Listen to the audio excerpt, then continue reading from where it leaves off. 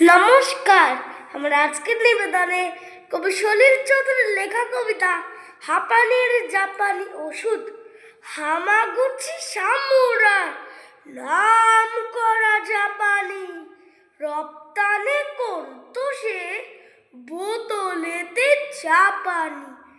চাপানি এমনই পানি, খেলে পরে হাঁপানি ছেড়ে যাবে ঠিকই, তবে হবে হাড় কাঁপানি। কাঁপানি শুধু তো নয়, লাফানি ও ছাপানি। ফুপিয়ে কান্না পাবে, শুরু হবে ফোঁপানি।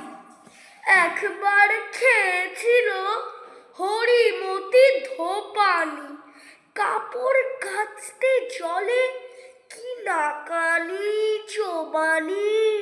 ভেবে দেখো, যদি কারো হয়ে থাকে হাঁপানি, খাবে কি খাবে না সেই হামাগুচি চাপানি।